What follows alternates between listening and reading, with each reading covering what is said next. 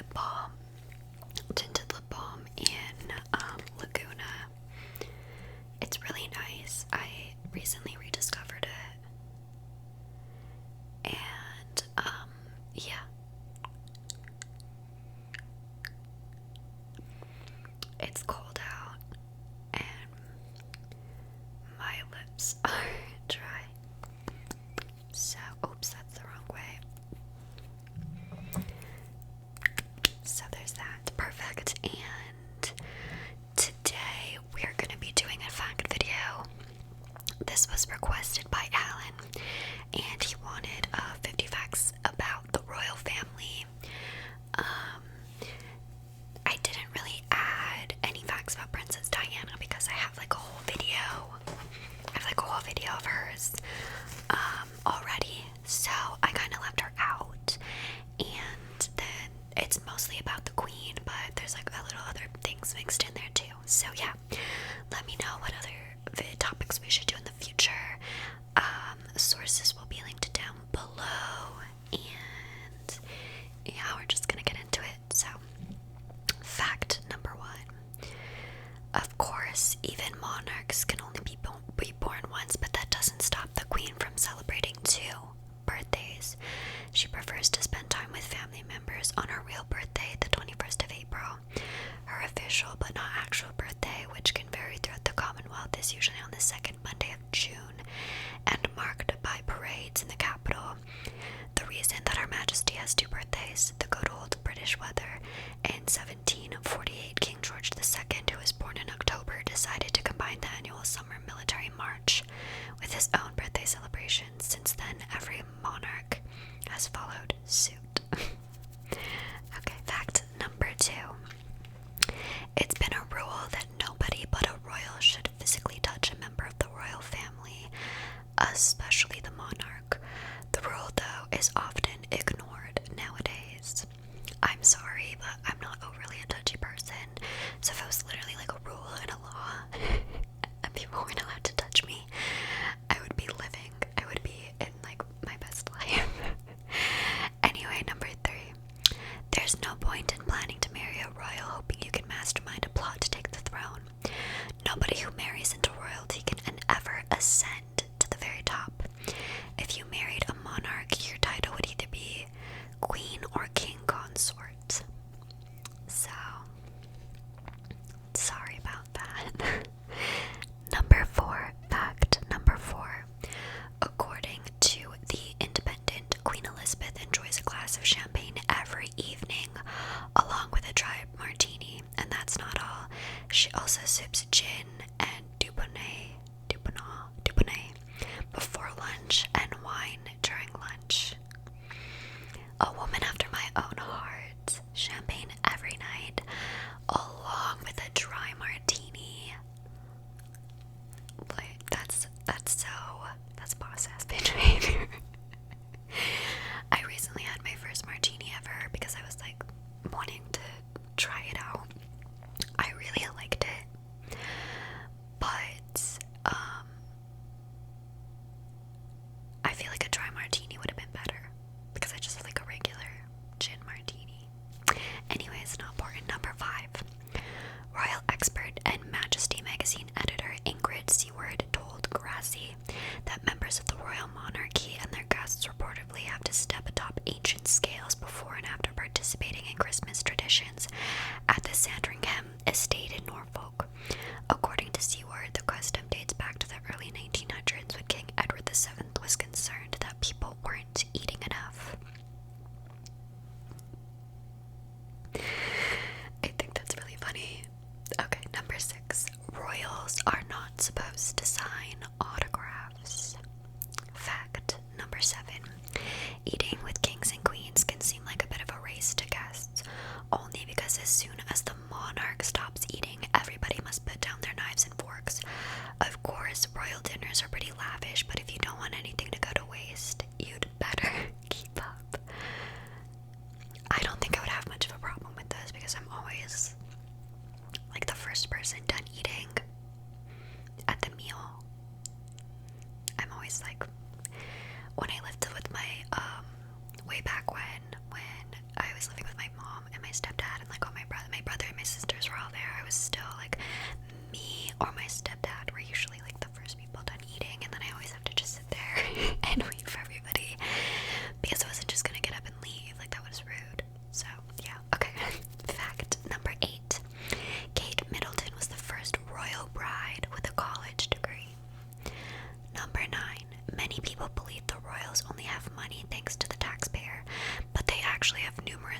source of income. Their primary income is derived from the Duchy of Lancaster, a portfolio of residential, agricultural, and commercial properties, and then of course plenty of people visit London just to see royal abodes such as Kensington Palace and Clarence House. So they do earn their own money. It's a fact, apparently. Okay, fact number 10. According to the Telegraph's chief reporter Gordon Rayner, Her Majesty never leaves the country without bringing a Royal Navy doctor with her. And if the monarch and her health advisors think a destination she's visiting has questionable blood supply, well, she brings her own. She's always got to make sure the blood's in supply.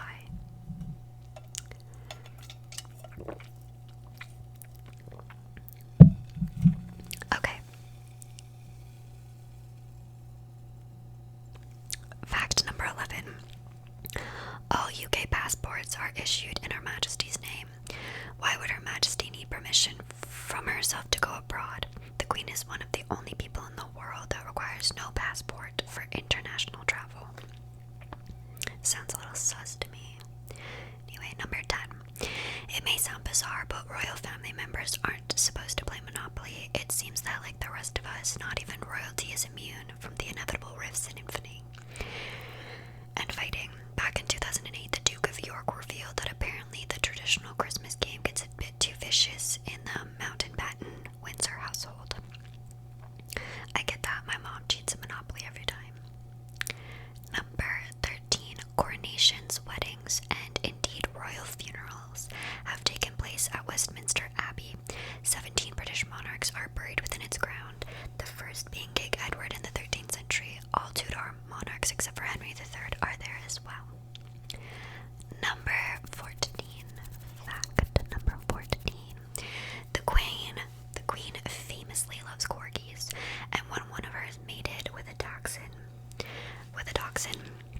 she created the new mixed breed Dorky species of dog. Thanks to their loyalty, intelligence, and friendliness, almost all Dorkies are said to be as adorable and loving as they are cute. Okay, so like I was under the impression that dachshunds are like incredibly vicious. But I know from my personal experience with corgis that corgis are just like loving and friendly. So I've got some questions, but not here, not now. Okay, number 15. Her Majesty's affinity for wearing bright coats and dresses isn't just about her personal style, it's also to ensure her loyal followers never miss her in a crowd. Sophie, the Countess of Wessex, explained the reasoning in the documentary The Queen at 90. She needs to stand out for people to be able to say, I saw the Queen, she said. Don't forget that when she turns up somewhere, the crowds are 2, 3, 4, 10, 15 deep, and someone wants to be able to say they saw a bit of the Queen's hat as she went past. That's fair. Fact number 16. Darren McGrady, a former royal chef, has admitted that Queen Elizabeth II knows exactly what she doesn't like on the dinner table. The Queen would never have garlic on the menu. She hated the smell of it. She hated the taste of it, he told Marie Claire. She does, however, love dark chocolate and actually eats cornflakes every morning. She doesn't eat garlic. Not even a little bit. I can't say that. I don't particularly like onions, but I do mince them and use them. Like, I don't like... Anyways, I assumed English people liked garlic. My grandma's English and she likes garlic. That's not... She married a Ukrainian man. Anyway, number 17. The royal family is worth $88 billion, according to Forbes, a figure calculated to include their assets and how their celebrity status fuels the British economy. And while 5-year-old, I'm not sure if this is 5, if he's still 5, I can't remember, sorry. And while Prince George is third in line to the throne, it's Charlotte who's raking in the cash for the monarchs. Our Reader's Digest reports the princess is responsible for fueling the economy with $5 billion, while her eldest brother has only contributed to a mere $3.6 billion. That's thanks to the Princess Charlotte effect caused by parents around the world who are quick to purchase all of the little royals' fashions. That's interesting. Number 18.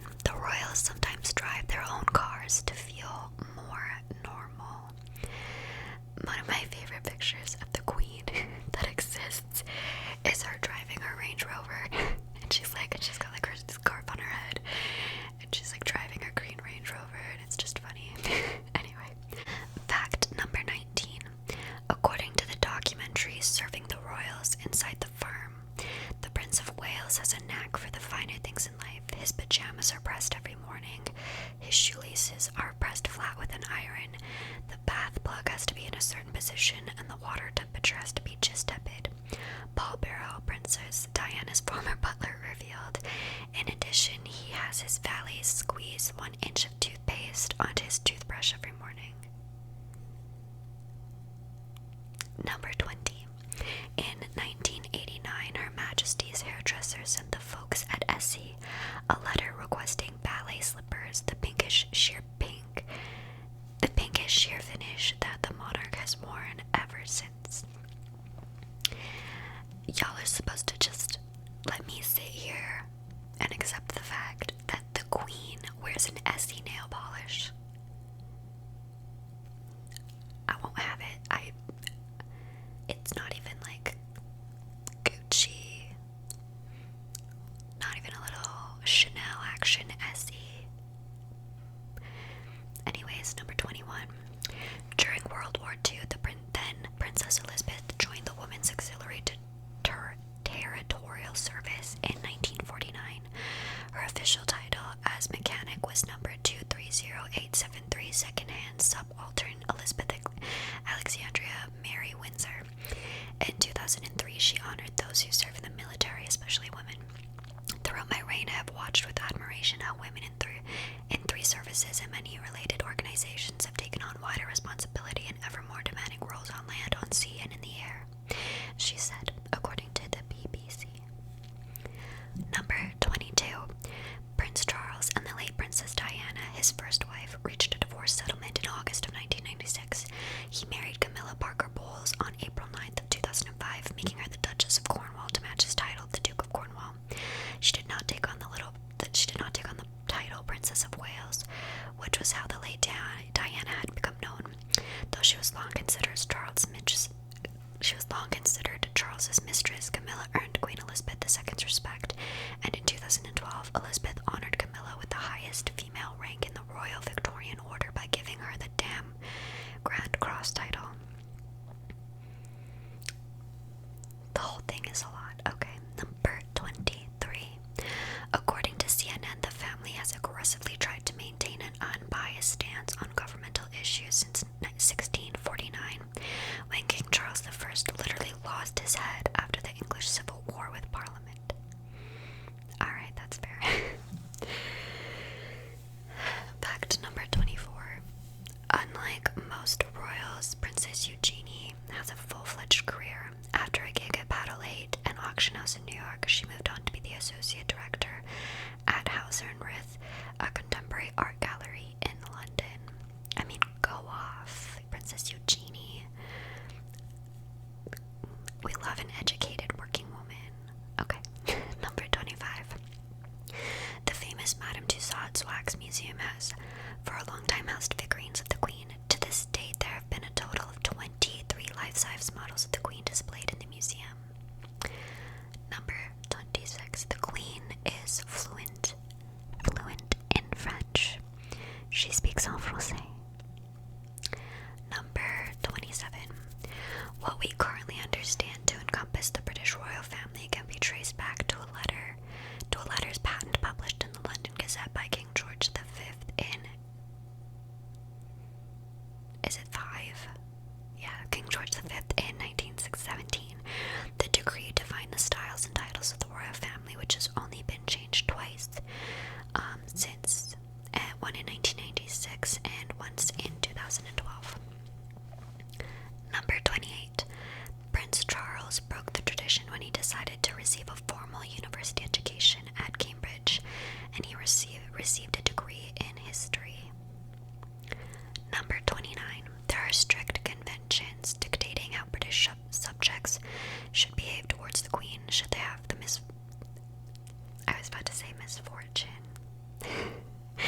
Should they have the fortune of meeting her, she is at first to be addressed Your Majesty, then as ma'am. British subjects and subjects of other Commonwealth nations are expected to greet her with a curtsy or bow, and while Americans are not expected to do this, should you find yourself in the Queen's company, it would be a polite thing to do. I guess I should, remember this if I ever meet the Queen. I am from a Commonwealth. should I ever meet her or see her in the crowd. Number 30. The marriages of Queen Elizabeth II's 3 divorced children all ended in one tragic year, 1992. Prince Charles and Andrew and their wives Princess Diana and Sarah, Duchess of York, were dragged through the media by tabloids, which in Britain can be even more sensational than those in the United States. The affair between Prince Charles and Camilla Parker Bowles, as well as his wife Princess Diana's infidelities, were much publicized. In addition, on November 20th, 1992, the Queen's wedding anniversary, a fire broke out in Windsor Castle, the Queen's residence, causing extensive damage. Elizabeth would later refer to 1992 as Annius Horribilis, Latin for horrible year. It's okay, girl, it happens. Number 31.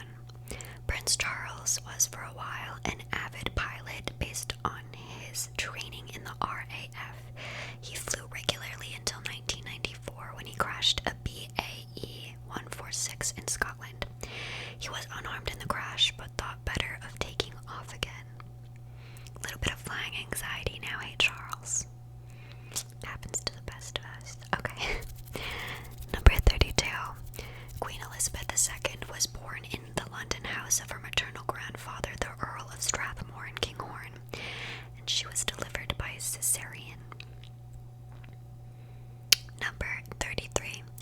Elizabeth II, beloved as a figure of charm and poise, perhaps always had a twinkle about her. When she was young, close family called her Lilibet because as a toddler, that's how Elizabeth imagined her name sounded. Lilibet, I guess. It's very endearing, honestly. Okay. Number 34. When she was born, not many people actually imagined that Elizabeth II would ever become queen. At the time, she was third in line to the throne behind her uncle Edward, Prince of Wales, and her father. However, Edward VIII abdicated the throne in 1936 when his proposed marriage to Wallis Simpson prompted a constitutional crisis.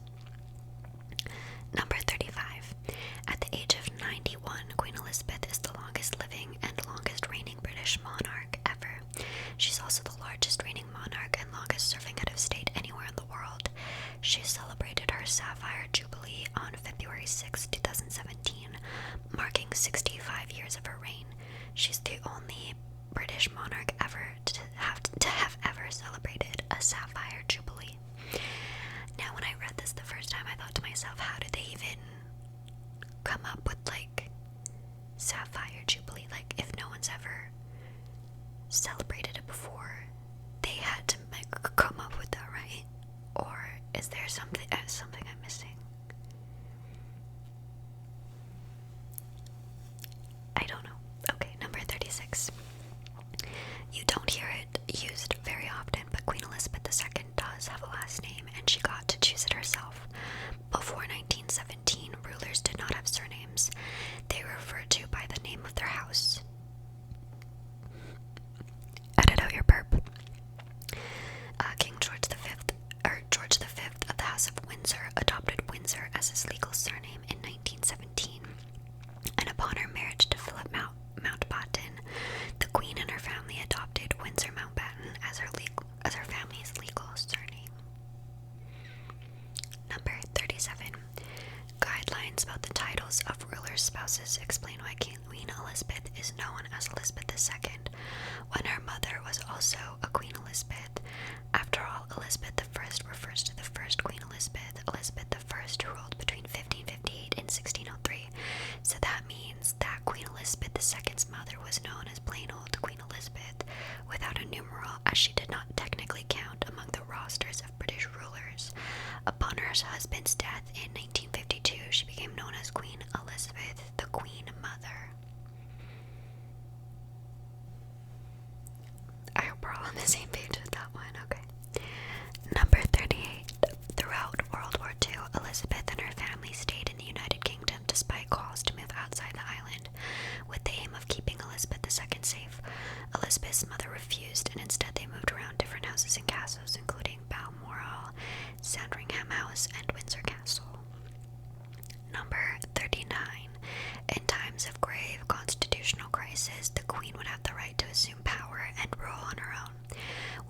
ministerial device, though it's very unclear what would count as such a situation. In England, the Queen had the right to dissolve Parliament and call a general election at any time, though that power was stripped in 2011 by the Fixed Term Parliaments Act. Fact number 40. During his training with the Royal Navy, Prince William spent time on active boats and submarines. One such example was a deployment on the HMS Iron Duke for 5 weeks while it was stationed in the Caribbean. While part of this ship's crew, William took part in a joint operation with the United States Coast Guard. This operation was a raid, capturing a speedboat loaded with enough cocaine to be worth $40 million. It's not funny, but kind of is. Number 41. Every year, the Queen sends out a royal Christmas message to her subjects, wishing them well and discussing the year's events. The Christmas message was first broadcast over the radio, but is now seen on television and on the internet. In addition, the Queen has written more than 45,000 Christmas cards during her reign, and has given out more than 90,000 Christmas puddings to her staff. That's so sweet. 90,000 Christmas puddings. Okay. Number 42. In her 65-year reign, Queen Elizabeth II has answered more than 3.5 million pieces of correspondence. She sends telegrams to Commonwealth residents on their 100th birthday. She sent more than 175,000 of these, plus telegrams to couples celebrating a diamond wedding anniversary, another 540,000 telegrams. When my grandparents celebrated their 50th anniversary, my mom just forged one. Like, she just wrote one herself and said it was from the Queen. I don't know if that's legal. I was like 16 at the time. No, 14. I was 14. Anyway, number 43. Fact number 43.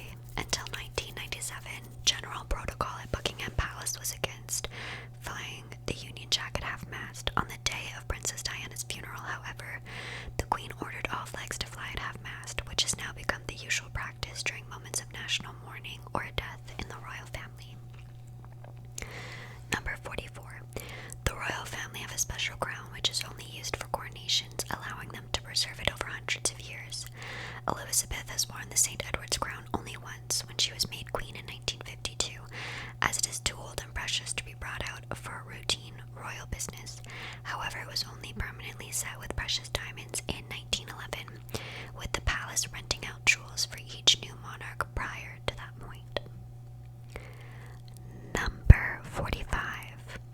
A politician is taken hostage in the palace every year. The Queen outlines the government's legislative agenda each year in a speech during the state opening of Parliament. A lesser-known royal tradition requires a British lawmaker known as a member of Parliament to get themselves up to Buckingham Palace as collateral. The tradition dates back to times when relations between the palace and Parliament were not as trusting as they are now, and the monarchy wanted a guarantee the sovereign would not be harmed. Just imagine you have to volunteer for that. You're like, alright, it's me, I will be taken hostage, but I'm not doing it next year. Anyway, number 46. Elizabeth and Prince Philip married in 1947 when Britain was still rationing food supplies due to the impact of the Second World War. The Queen by law had to buy the fabric for her wedding dress using ration coupons and could not accept donations made by the public. Number 47. Elizabeth's main headpiece is the imperial state crown, worn for the state opening of Parliament each year. However, during her coronation, she wore the St. Edward's crown, which dates back to the 17th century, and some of the most famous images of the monarch, from coins and postage stamps, have her in a third, the diamond diadem.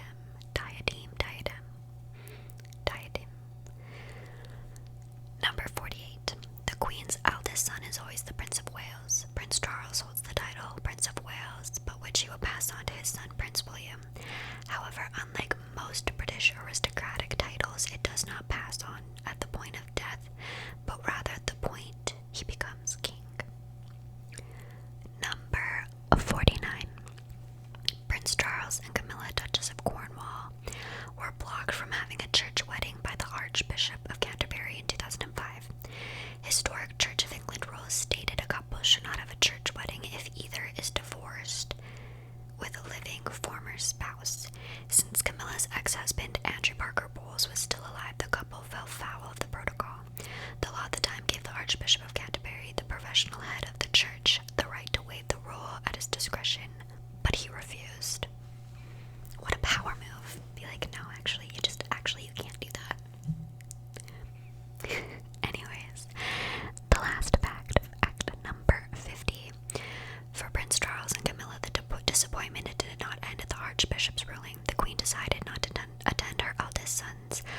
legal ceremony due to personal policy that she only goes to church weddings.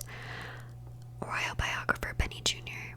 previously told Newsweek instead the couple had a blessing at St. George's Chapel, Windsor Castle, after the legal ceremony, which the Queen, who is the ceremonial head of the Church of England, attended. Okay, that's all my fun facts about the royal family. They were like a tad juicy in my opinion. I found these a couple weeks ago, and now that I'm coming back to them, I'm like, oh my god. Anyways, thank you guys so much for watching. I appreciate it so much, and I'll catch you in the next one. So with all that being said, good night, good night, good night, good night. Sleep